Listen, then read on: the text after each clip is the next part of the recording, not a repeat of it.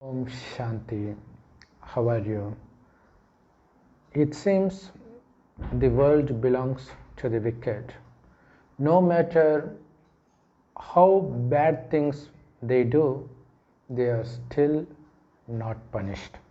So it makes one wonder whether God is on the side of the wicked, or people even think that if God really exists, because only the wicked prospers, not the good ones.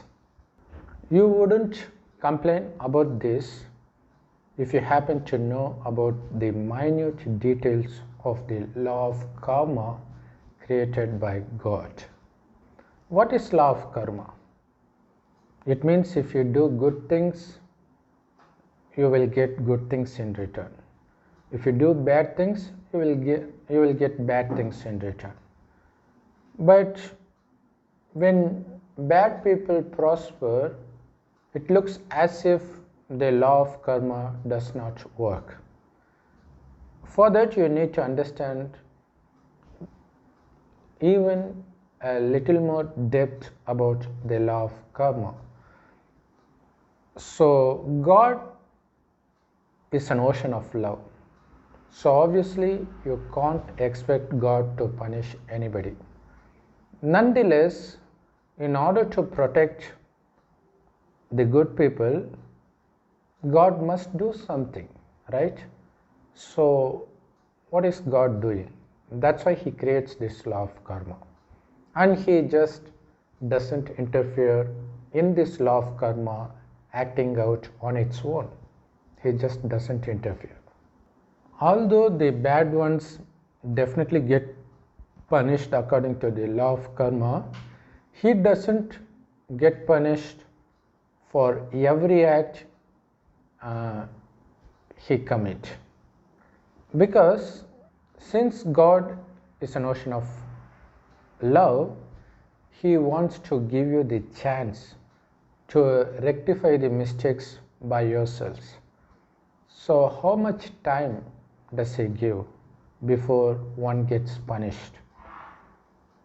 So God says it's you can. So there is a limit, that's a threshold. Till you hit that threshold, you are free to commit any sin you want. But once the threshold limit is crossed, that is when you will start getting punished. So the main reason it seems that wicked doesn't get punished is mainly because they haven't yet crossed the threshold. So this is obviously confusing to everybody, mainly because the good people get punished by the wicked people. So without committing any sin, I get punished, but after committing so much sins, he is still escaping from the punishment. That's something people worried about. So that is why God says, you know only about this birth, but I know about everything beyond this birth. So God knows about all our past births and the sins we committed in our past births. So if we get punished, if we suffer, it obviously means we must have committed more sins that has definitely crossed the threshold, and that is the reason we are getting punished. So that is the reason we are born poor, which itself is a punishment. The reason the good people are suffering is because they have taken several births before this current birth, while the seemingly wicked person has just entered this birth and death cycle. He must have completed just 2 or 3 births before taking this birth. On the other hand, the so-called good people must have taken around 80, 82 births. So you can calculate for yourself how much sins we would have committed if we had taken around 80 births compared to those who have taken just 2 births. So he is just starting to commit sins, but we have already committed so much sins for which we are punished in the form of poverty, and also we are punished by the wicked. They are just instruments for us to get punished. Of course, after reaching the threshold, they will also be punished for these sins. Nonetheless, we shouldn't worry about the others. Instead, we should always be worried only about ourselves, because the very fact that I am getting punished, that I am sad, itself proves that I must have committed so much sins. It is there on the top of my head. So I should look for the ways to get those sins away from my head. So even for that I don't have time. Then why should I bother about the sins on the top of others' head? As long as someone hasn't committed sins enough to cross the threshold, he will be protected. Nothing in this universe can stop him from doing whatever he desires to. So there is no point in complaining about them or in opposing them, because no matter what you do, they are still going to achieve what they desire. So it would be more easy for you to understand if you know about this 5000 year time cycle called Kalpa. The first half of this Kalpa is heaven, and the last half is hell. The same earth that we live on was heaven in the beginning and is hell now. But the good news is we are about to finish the time that the earth continues to be hell. So we are just 100 years before the destruction of this world, which is hell. God comes, he enters an old man's body and gives these teachings. The essence of that is, God says about this time cycle that he created world as heaven in the beginning, and after taking several rebirths, by the end of this Kalpa, we have made this world into what we see now. So for the first 2500 years, when the world was heaven, there was absolutely no trace of any pain or sorrow or suffering in any part of the world. The main reason for that is they were soul conscious, which means they considered themselves to be soul always. So soul shines like a tiny star in between the eyebrows, which is why Hindus have this habit of applying tilak right here. So they were constantly aware of the fact that it is the soul that sees through the eyes, that speaks through the mouth, that performs all activities using this body. Nonetheless, we are not this body. We are the soul that operates this body. Since they were constantly aware of this, they were not addicted to any sensual pleasures. Their attention is constantly towards the soul, which is why they experienced constant bliss, because the true nature of the soul itself is blissfulness. And that is the main reason they did not commit any sin while they were in heaven. So the residents of heaven, after taking several rebirths, also start taking rebirths in hell. It is only after taking rebirth in hell they start committing sins. So even in hell, for the first half of hell, they did not experience any punishment. Why? Because they haven't crossed the threshold. So it is in the latter half they start experiencing punishment for their past sins. Even then, they have this option of escaping from the punishment provided they stop committing any more sins. If they can easily escape, but unfortunately they didn't know the difference between sin and charity. So since they can't differentiate between bad and good, they start doing bad things thinking that it is good. So God comes only 100 years before the end of this world, and now he gives this teaching that whatever you do by being body conscious, that is by considering yourself to be this imperishable body, will definitely be bad. So that's how we become addicted to lust, anger, greed, attachment and ego. So the only way to come out of the punishment is to get rid of these 5 vices. But we do not have the power to get rid of these 5 vices or sensual pleasures.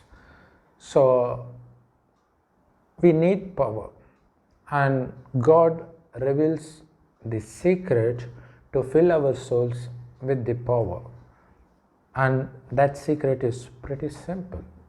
We need to consider ourselves to be the souls as we used to in the beginning.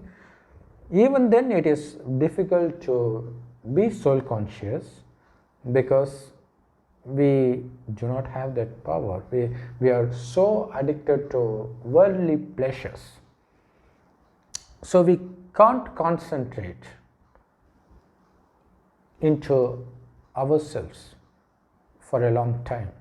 So that is why God asks us to remember God as much as possible. He is also a soul just like us, and he resides in the golden red colored light world called the soul world or Parandam or Parlok. So we need to remember God like a star shining in the golden red colored sky. So the more we spend time in remembrance of God, the more our souls are going to get cleaned.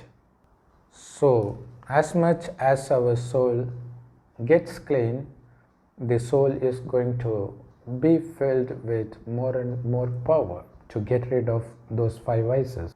So the maximum number of births one can take in this entire kalpa is 84 births. 21 births in heaven and 63 births in hell. So not everybody comes to heaven, everybody knows it. So only the residents of heaven, after taking several rebirths, have become so weak because they have committed so much sins in their past births. Of course, they did not commit any sin while they were in heaven, but in hell for the past 62, including this birth, 63 births, we've been committing more and more sins, because of which we are punished in the form of poverty, diseased body, and so on. And that is the reason we experience suffering from all directions. On the other hand, we see some people, even after committing so much sins, they still prosper. They don't seem to get any punishment. They seem to get whatever they want. But if you, on the other hand, take them as the example and try to follow the same path, you will immediately be punished. Why? Because your sin has already crossed the threshold limit. So whatever sin you commit on top of it is going to invite instant punishment. not only by following them but also by opposing them, we are still going to get punished by the so-called wicked people, because they have the power to do it. Because opposing anything itself is a sin, which is why in Bible Jesus Christ asked the people not to oppose the wickedness. But one thing we should understand is, whatever punishment we receive from in any form, if you are able to accept it without complaining about it even in the least, you will be surprised to see that a completely new set of persons or things are waiting for you to fill you with pleasure. So now we have absolutely no power left in our soul. So that's why God gives us the secret to fill our souls with the power by connecting our mind to the one God, who is called Shiva by Hindus, a heavenly God fathered by Christians, Allah by Muslims. God is just one. He doesn't take birth like us. Whoever took birth like Jesus Christ or Sri Krishna, they were not called. They were not God. They were human beings.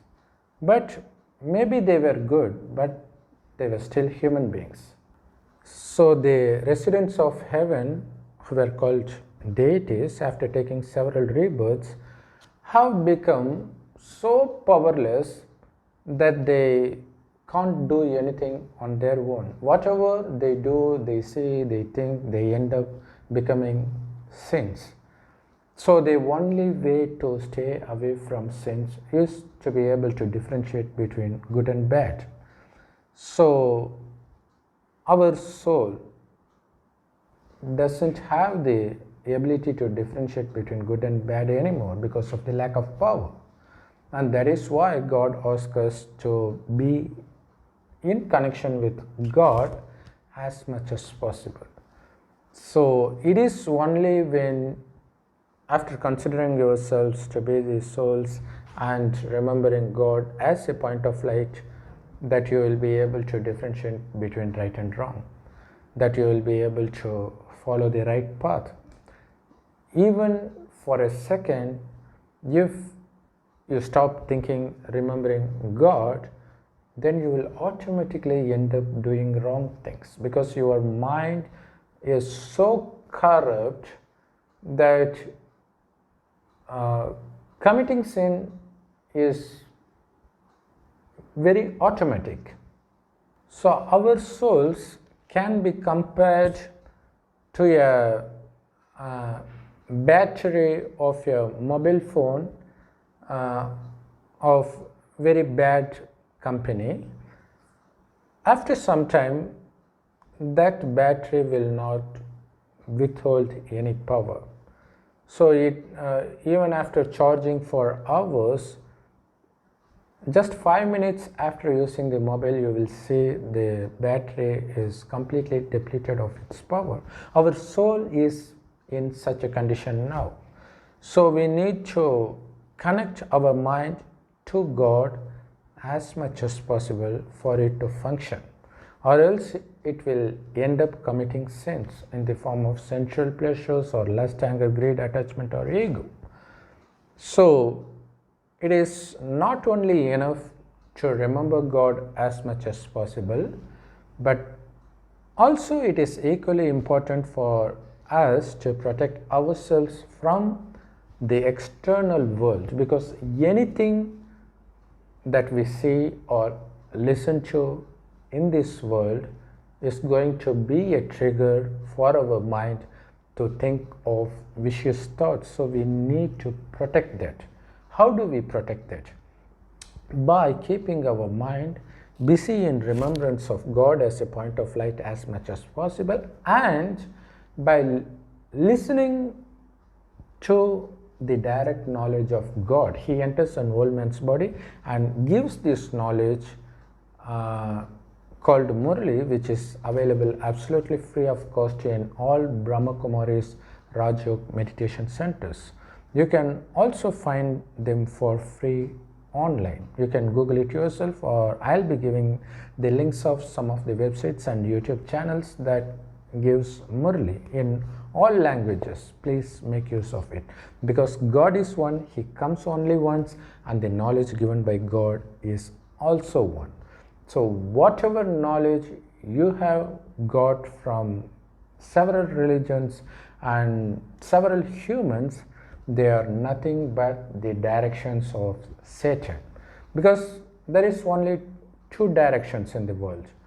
One is the path of God, which He Himself gives at the end. That is why God comes in the end, and every religion believes God to come in the end, right? And all the other things are the directions of Satan.